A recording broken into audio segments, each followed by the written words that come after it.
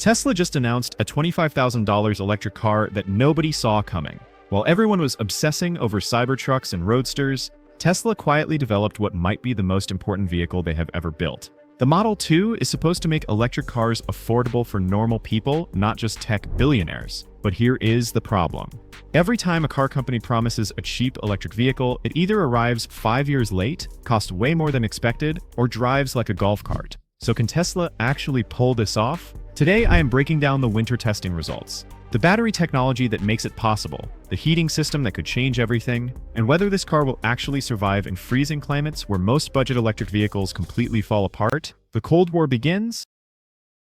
The story starts in late 2023 when Tesla engineers realized they had a massive problem. Every budget electric car on the market was getting destroyed in winter testing. Chinese companies like BYD were losing 40% of their range in cold weather. European brands like Renault were taking 30 minutes just to heat up the battery before you could fast charge. And the worst part, these were not cheap cars. The BYD Dolphin costs $28,000, and the Renault Zoe is nearly $35,000 in Europe.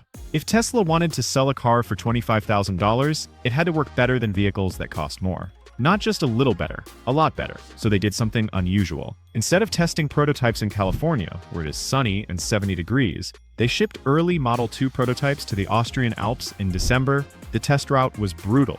Engineers mapped out a loop that started at -12 degrees Celsius at the top of a mountain pass, dropped down through -8 degree zones, and finished in city traffic at 0 degrees. Every prototype had to complete this loop dozens of times, while sensors tracked everything: battery temperature, cabin heat usage, charging speed, range loss, tire grip, even how long it took the windshield to defrost. The goal was simple: make sure this car could survive a Canadian winter or a Norwegian commute without turning into an expensive paperweight.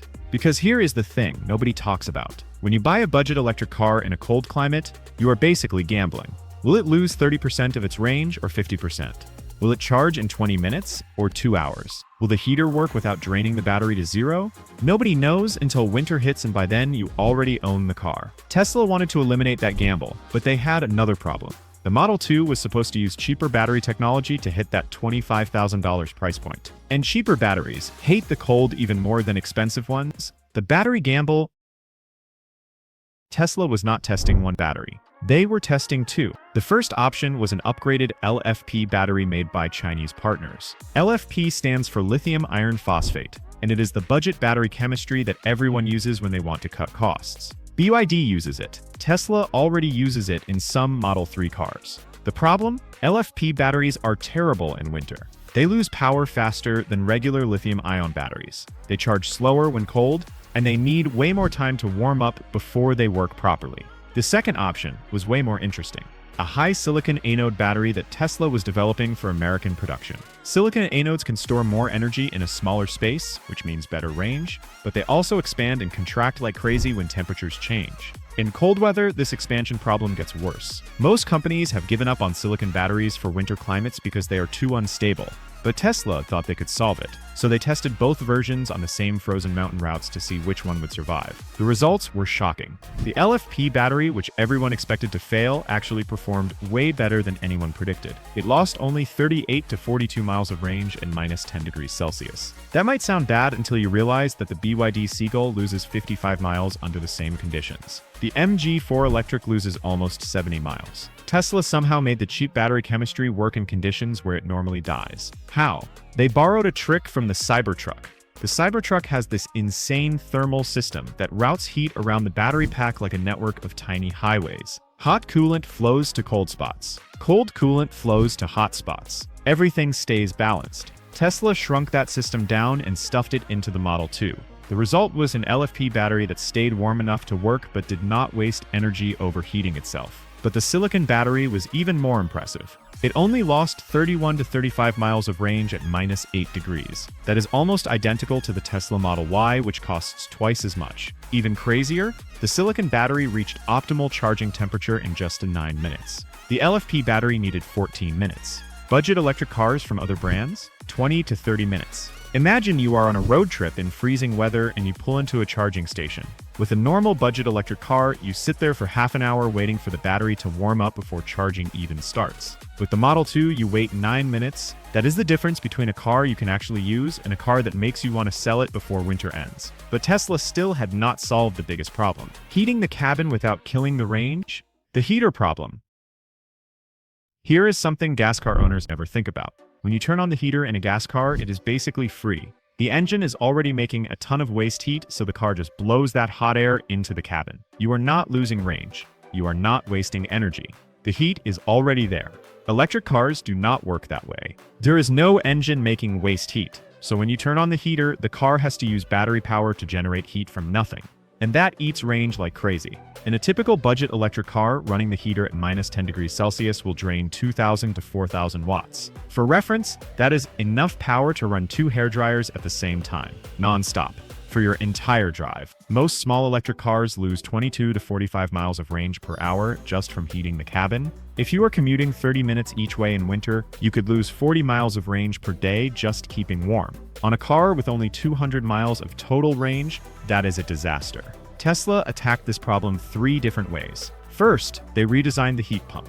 A heat pump is basically an air conditioner that runs backward. Instead of moving heat out of the car, it moves heat into the car. The problem is that heat pumps stop working efficiently when it gets really cold outside. Most heat pumps struggle below -5 degrees. Tesla is using a denser refrigerant mix that keeps pressure high even at -12 degrees.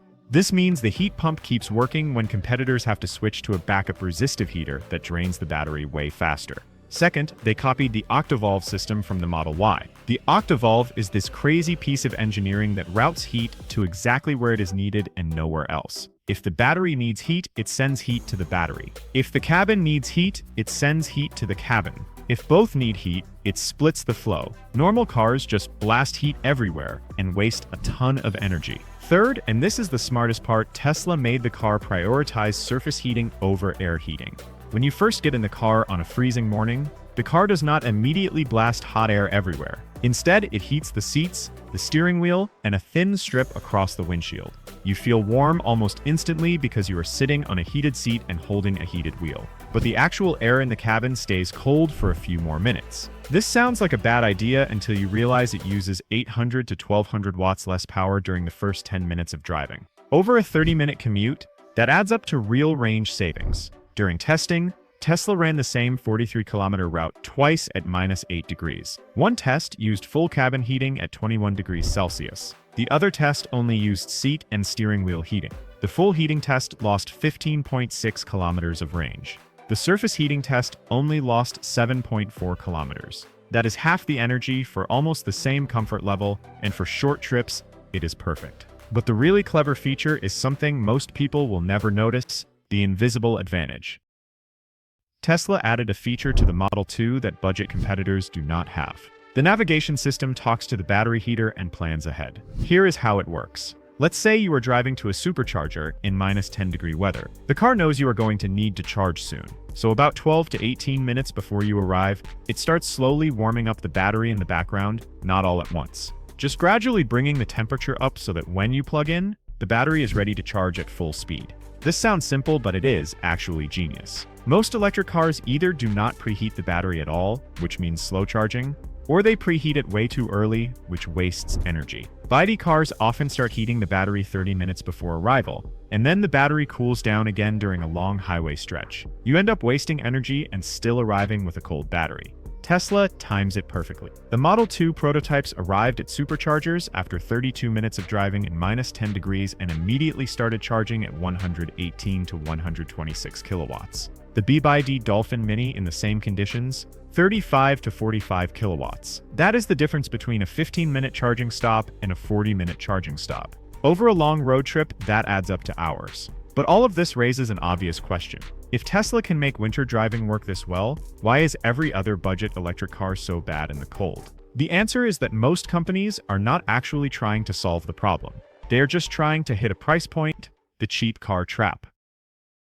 Here is the dirty secret of the budget electric car market. Most companies are not building cars for cold climates. They are building cars for warm climates and then selling them everywhere. BYD designs cars for China, where most people live in temperate zones. Renault designs cars for Southern Europe, where winter means 10 degrees, not -10. MG designs cars for city driving in mild weather. Then they ship those same cars to Canada, Norway, and northern Michigan, and act surprised when people complain.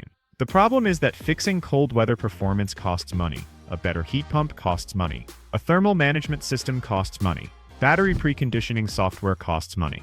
If you are trying to sell a car for under $30,000, every extra feature pushes you closer to being unprofitable. So most companies just skip it. They figure that most buyers do not live in freezing climates, and the ones who do will just deal with it.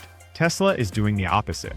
They are designing the Model 2 specifically to work in the worst conditions first. If it works at -12 degrees in the Alps, it will definitely work in California. If it works in Norway, it will be amazing in Texas. This is the same strategy Tesla used with the original Model S. They over-engineered the battery cooling system so the car could handle both desert heat and Arctic cold. It cost more upfront, but it meant the car worked everywhere.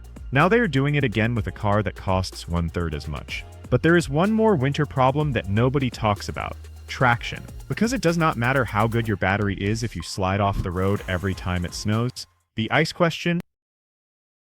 The final piece of winter testing is the one that scares people the most. How does a lightweight budget electric car handle on ice? Electric cars are already heavier than gas cars because of the battery. But budget electric cars try to save weight everywhere else to compensate. Thinner steel, smaller brakes, cheaper suspension.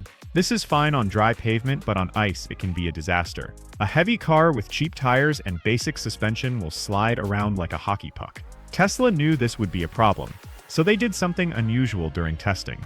They fitted the Model 2 prototypes with 3 different tire sets. Budget all-season tires like most competitors use. Mid-range all-season tires with better rubber compounds. And actual winter tires designed for snow and ice. Then they tested emergency braking, cornering, and acceleration on icy sections of the test route.